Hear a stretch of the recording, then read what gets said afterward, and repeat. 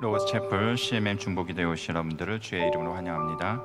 이 시간 우리 함께 묵상기도 하심으로 주님께 예배드리겠습니다. 하나님이여, 주의 보좌는 영원하며 왕은 정의를 사랑하고 악을 미워하시나이다. 내가 왕의 이름을 만세 기억하게 하리니 그러므로 만민이 왕을 영원히 찬송하리로다. 우리의 왕이시며 구원자 되신 주님, 이 시간 우리가 주 앞에 나와 주님께 엎드립니다. 주님 홀로 영광 받아주시고 우리의 간구에 귀를 기울여 주시옵소서. 예수 그리스도의 이름으로 기도하였습니다. 아멘.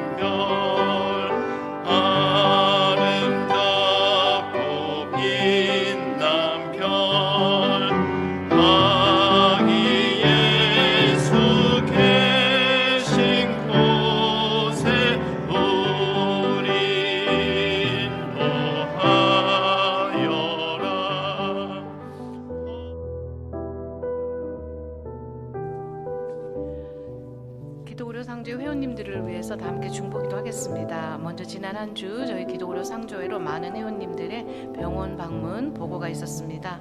먼저 수술 예정이신 회원님 계십니다. 캘리포니아 이 회원께서는 운동 중에 왼쪽 무릎의 연골판이 찢어지는 부상을 당하셔서 수술 중 혹은 치료 후 회복 중에 계시는 회원님들 계십니다.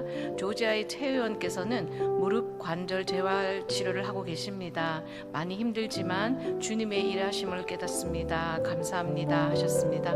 조지아의 김 회원께서는 여성 질환이 있으나 현재 임신 중이십니다. 그래서 건강을 잘 유지하여서 건강한 아기 출산할 수 있도록 함께 기도해 주십시오 하셨습니다. 노스 캐롤라이나의 조 회원께서는 손가락 부상 치료 중으로 빠른 회복을 위해서 함께 기도해 주십시오 하셨습니다. 뉴저지의 조 회원께서는 오픈 하트 설저리가 아닌 스텐트 재수술로 인해서 건강을 잘 회복할 수 있도록 함께 기도해 주십시오 하셨습니다. 뉴욕의 박 회원께서는 심장 쪽 가슴이 쬐어오는 통증으로 인해서 ER에 가셔서 스텐트 수술 후에 현재 입원 치료 중임을 저에게 알려주셨습니다. 테네시의 김 회원께서는 여성질환 치료 중에 계십니다. 모든 어려운 상황 속에서도 하나님의 뜻을 잘 알고 인도하심에 저희가 순응할 수 있도록 용기를 주시고 함께 할 수 있도록 기도해 주십시오 하셨습니다. 텍사스의 장 회원께서는 임신 당뇨가 있으십니다. 혈당 수치가 잘 잡혀서 건강한 임신 생활을 할 수 있도록 함께 기도해 주십시오 하셨습니다. 버지니아의 도 회원께서는 여성질환 수술이 잘 되었습니다. 앞으로도 건강관리 잘 하여서 건강히 하나님 안에서 살아갈 수 있도록 기도해 주십시오 하셨습니다. 사망 소식 전하신 회원님의 가족이 계십니다. 뉴저지의 박 회원께서 사망하셨음을 알려주셨습니다. 남겨진 가족분들에게 하나님의 위로하심이 함께할 수 있도록 기도해 주십시오. 11월 23일에서 11월 29일 기간 동안 함께 나눈 의료비 내역입니다. 총 97명의 회원님들에게 의료비 나눔이 되었습니다. 회원님들이 의료기관으로부터 받아오신 원금이 30만 2,961불 23전이었습니다. 이 중 할인 혹은 최종 보조 등의 금액 조정이 적용된 후에 아직 진행 중에 있는 의료비를 제외하고 해당 기간 동안 정산이 완료되어 함께 나눈 금액이 12만 7,323불 87전이었습니다. 그 중에서 가장 큰 금액 나눔받으신 회원님의 원금이 2만 7,790불 85전이었으며 해당 기간 동안 회원님께서 받아오신 할인 금액 적용 후에 진행이 완료돼 함께 나눈 금액이 18,219불 06전이었습니다. 많은 금액이지만 우리 회원님들 참여로 함께 나눌 수 있었음에 감사드리며 금주 목록의 회원님들 외에도 장기적 치료 중에 계시는 우리 회원님들, 사역자님들에게 하나님의 치유와 회복의 손길이 함께 할 수 있도록 다 함께 기도하겠습니다.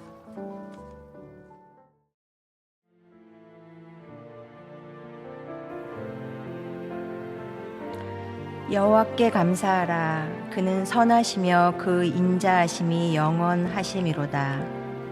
한 해 동안 건강하게 지내며 다른 회원들과 의료비 나눔을 하게 하신 감사. 몸이 아파서 그것으로 인해 하나님께 더욱 가까이 가게 하신 감사. 아픔으로 인해 다른 이의 아픔을 알게 하심 감사. 믿음의 사람들을 만나게 하시고 믿음의 공동체의 사랑을 받게 하신 감사. 받은 자로 앞으로 사랑을 나눌 힘 주신 감사. 주신 것에 감사, 거절하신 것에 감사합니다. 감사가 감사를 낳는 것을 잊지 않고 우리 모두가 감사의 1등인 하나님의 자녀가 되게 하여 주시옵소서. 로고스 선교회를 통해 하나님의 마음을 시원케 하시는 선교회가 되게 하시고 크리스찬 저널 문서 사용을 통해 잃어버린 영혼이 구원받게 하시고 로고스 하우스를 통해 삶에 지쳐있는 회원들에게 다시 하나님께로 주시는 안식을 누리고 힘을 얻게 하시길 기도합니다. 또한 기독교 상교회가 예수님을 태운 나귀처럼 의료비를 서로 나눔으로 우린 드러나지 않고 오직 예수님만 드러나는 도구로 사용되길 기도합니다. 지금 진행 중인 건강검진센터를 통해 더 많은 회원들이 저렴하고 편리하게 검진을 받고 건강한 육체로 다시 올 천국을 준비할 수 있도록 기도합니다. 특별히 다음 주에 있을 행사 가운데 하나님 되심이 드러나는 행사가 되길, 기독교 상조회 가운데 주신 은혜로 인해 하나님만 영광 받으시는 시간이 되길 소원합니다. 오늘 말씀을 전하시는 목사님의 입술에 하나님의 말씀을 넣어주시고 그 가슴에 하나님의 마음을 주셔서 전하는 자나 듣는 자가 모두 주님 앞에 서 있는 그 영광을 누리기를 소원하며 사랑하는 우리 주 예수님의 이름으로 기도드립니다. 아멘.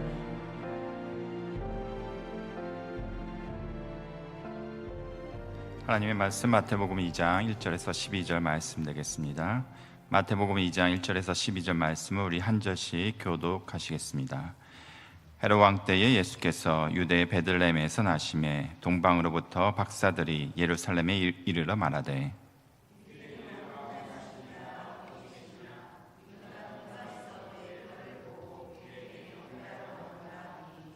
헤롯 왕과 온 예루살렘이 듣고 소동한지라.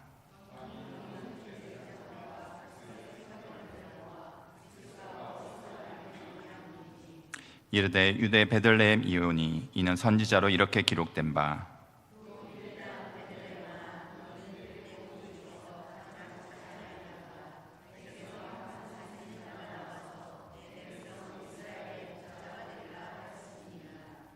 이에 헤롯이 가만히 박사들을 불러 별이 나타난 때를 자세히 묻고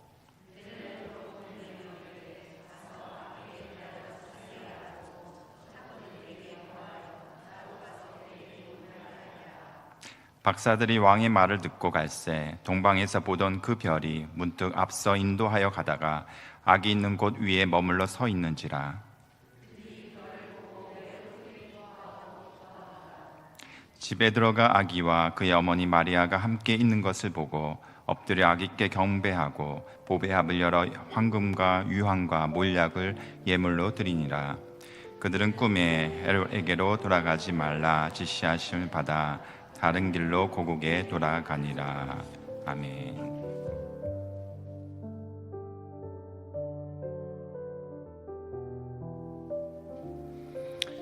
네, 벌써 성탄절이 돌아오네요. 엊그저께 우리 성탄 축하 잔치도 하고 또 예배도 드렸는데, 그래서 오늘 또 이 말씀을 성탄에 관해서 한번 생각해 보았습니다. 오늘 본문을 보셨듯이 오늘 본문에는 두 종류의 상반된 그런 사람이 이제 나타나는데, 한 사람은 성탄을 정말 사모해서 구주 예수가 탄생하신 것을 마음에 정말 사모해서 생명을 바쳐서 이제 경배를 하는 그런 분이 있는가 하면은, 한 사람은 완전히 위선적으로 탄생을 회방하는 그런 모습을 오늘 본문에서 보았습니다. 바로 그 위선자는 누구였는가? 본문에서 우리가 보듯이 헤롯이었습니다. 시작은 동방에서부터 이제 박사들이 예수님 나신다는 그러한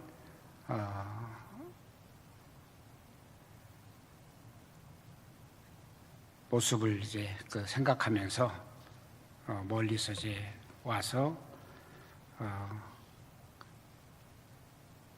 예루살렘에 이르러서 그 사실을 말할 때에 헤롯이 거기에 대해서 이제 말을 합니다.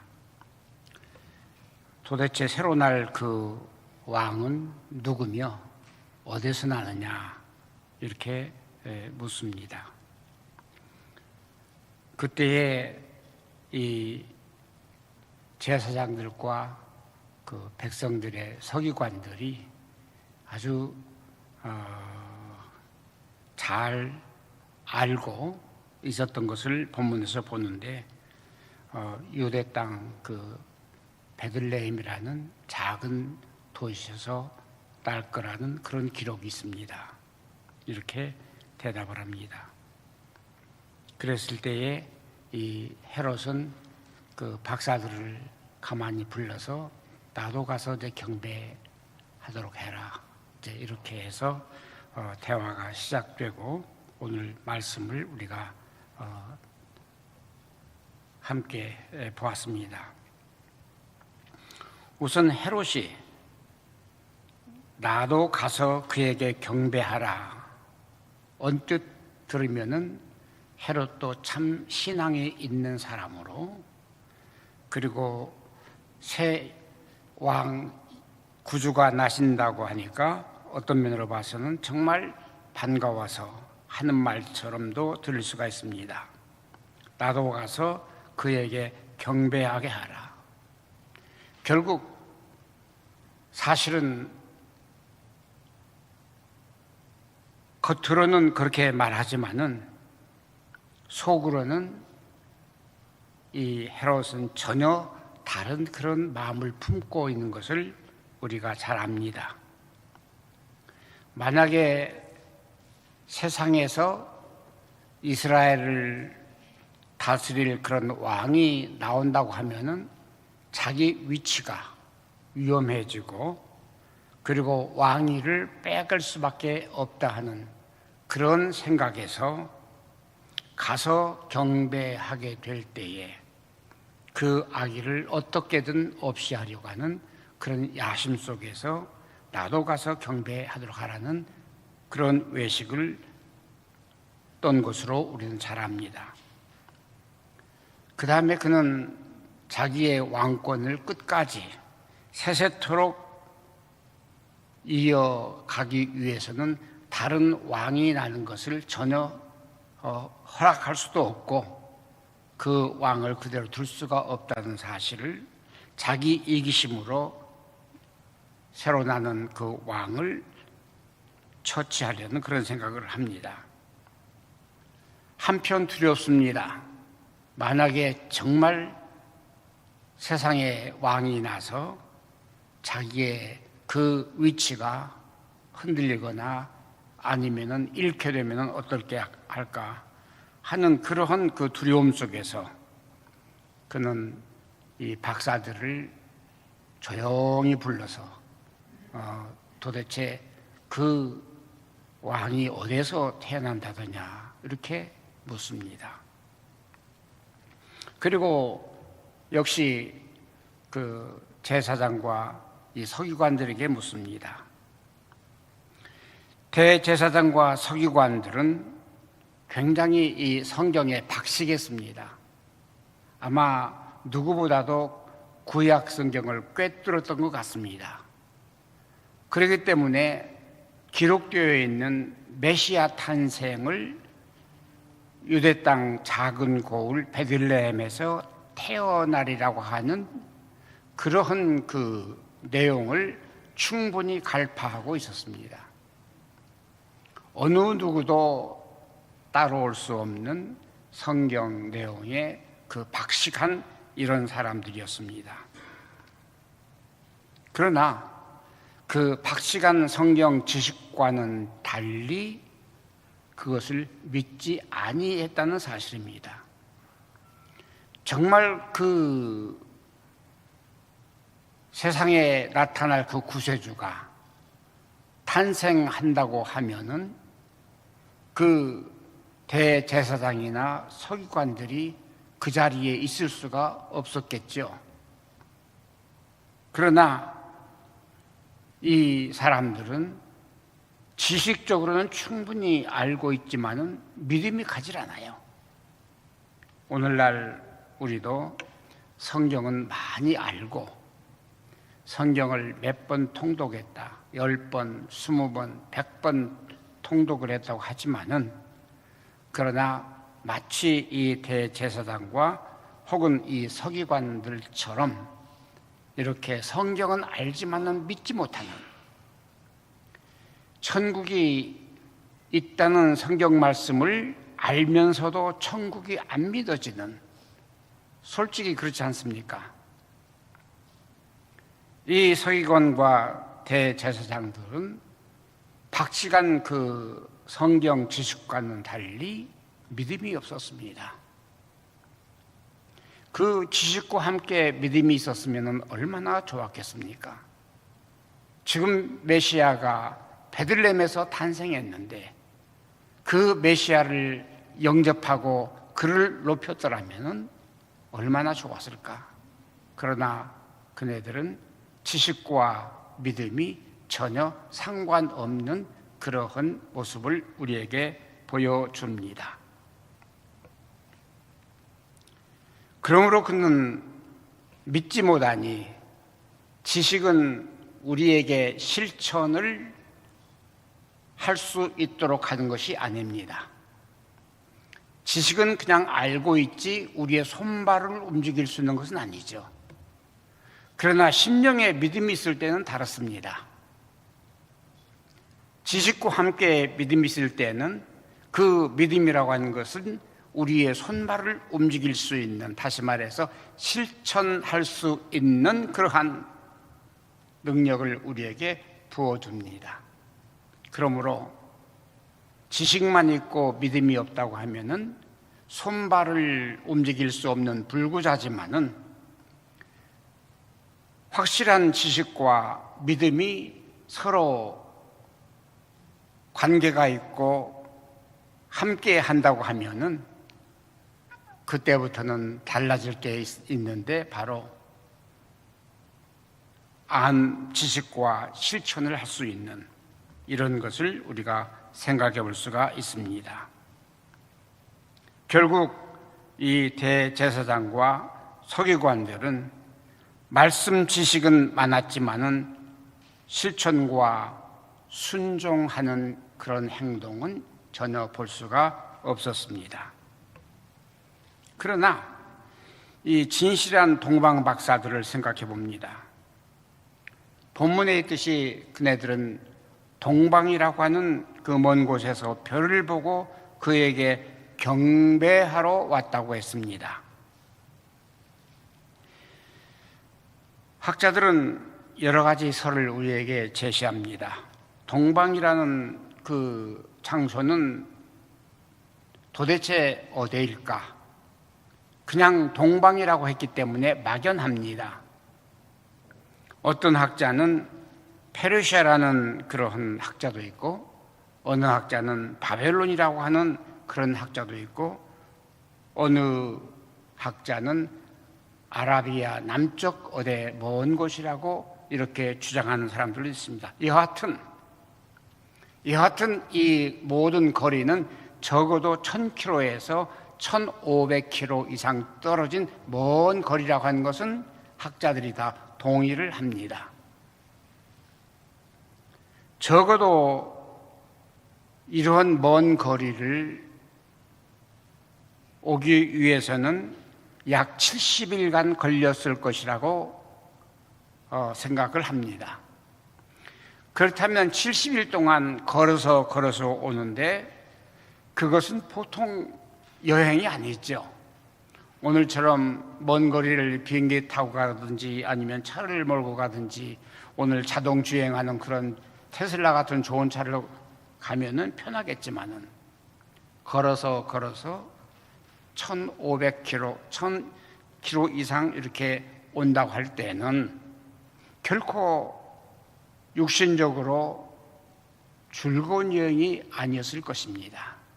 발이 부르트고 아마 사나운 짐승, 그리고 높은 산과 계곡 이런 것을 다 거쳐서 그네들은 왔을 것입니다. 한마디로 말해서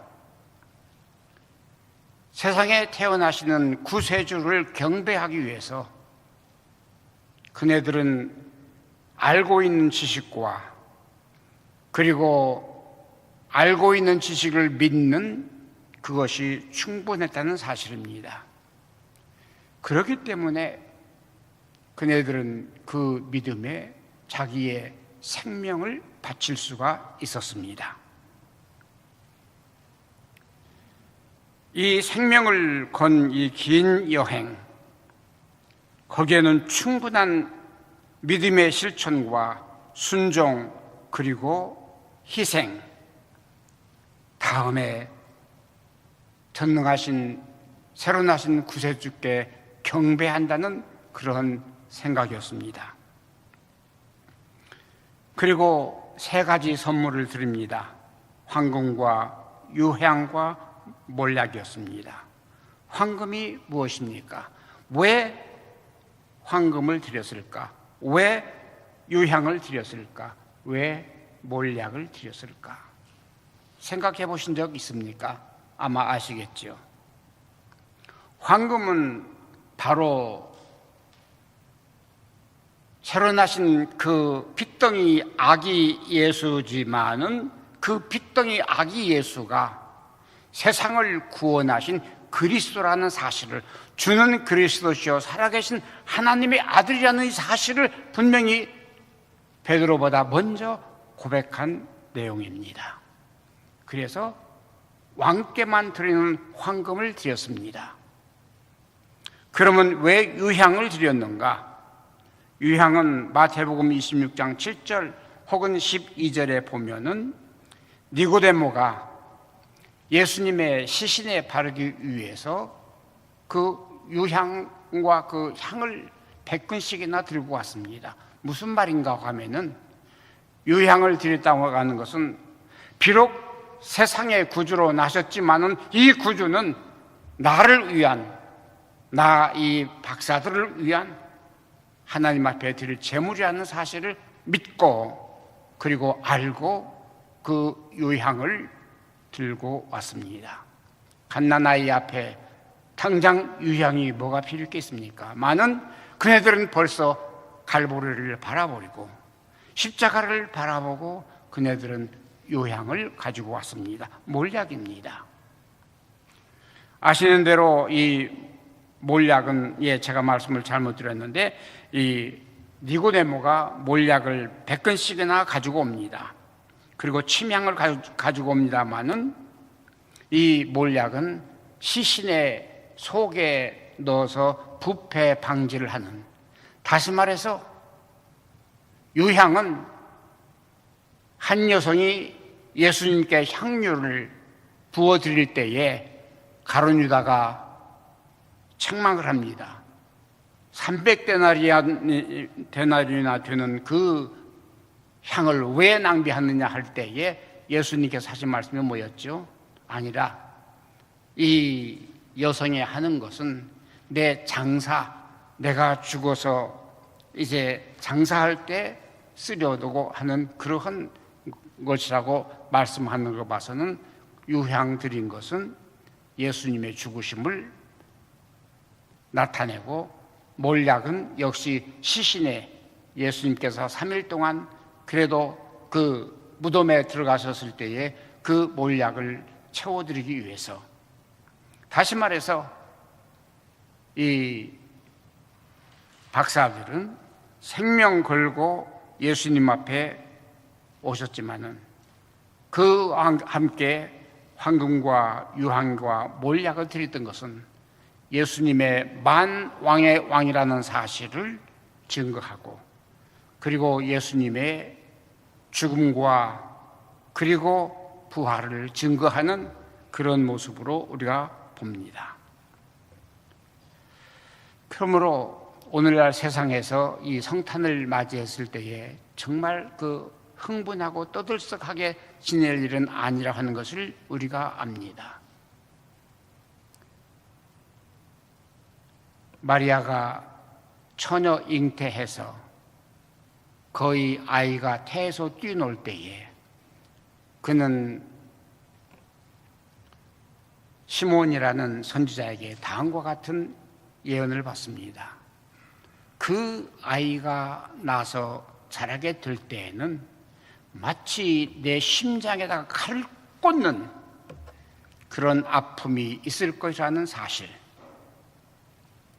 예수 탄생이 결코 오늘날 세상에서 흥분하고 떠드는 그것이 아니라, 지금 마리아는 그 소리를 들으면서 그 심정이 어떻겠습니까? 지금 아이를 낳을 때가 거의 됐는데, 시몬이라는 그 선지자는 그 젊은 여성 앞에서 너는 그 아이를 낳게 되지만은 그 아이로 인해서 내 심장에 칼을 꽂는 괴로움을 네가 당하게 될 것이라는 그 예언, 이것이 성탄의 즐거움이라기보다는 어떤 면으로 봐서는 비극이라고도 볼 수 있는 것입니다. 오늘 우리가 이 성탄을 맞는 이유와 목적이 무엇일까? 저는 그렇게 생각해 봅니다. 바로 이 동방박사들처럼, 아니면 마리아처럼 우리 가슴이 찢기고 괴로움이 있다 하더라도 우리가 하는 사역이나 우리가 행동하는 모든 일들이 주는 그리스도시요 살아계신 하나님이라고 하는 이 사실을 증거하기 위해서 오늘 또 우리에게 성탄이라고 하는 이 기념하는 날을 주신 것으로 믿습니다. 우리 단체가, 그리고 여러분과 저는 바로 이 성탄절을 맞이해서 주는 그리스도시요 살아가신 하나님의 아들 독생자라고 하는 것을 우리는 증거하면서, 그리고 우리는 이 증거와 함께 우리 사역을 함께 이어나가는 우리 모두가 되시기를 주님의 이름으로 축원합니다. 기도하겠습니다. 고마우신 주님 감사합니다. 오늘 우리가 참 즐거운 마음보다는 경배하고 혹은 두려운 마음으로 성탄을 맞게 됩니다. 그러나 저희들은 주님 앞에서 참으로 그 의미를 알게 해주시고 우리의 지식과 우리의 믿음이 통일되어서 바른 이 성탄절을 맞이할 수 있는 우리의 삶이 되기를 원합니다. 오늘 하루도 이 마음을 가지고 주님의 뜻을 이루어드리는 일이 있기를 간절히 바라옵고 예수님의 이름으로 기도합니다. 아멘. 지금은 우리 주 예수 그리스도 은혜와 하나님 아버지의 크신 살아가심과 성령님의 내주하시고 교통하시고 인도하심이 우리 모두에게 함께 하시기를 간절히 축원하옵나이다. 아멘.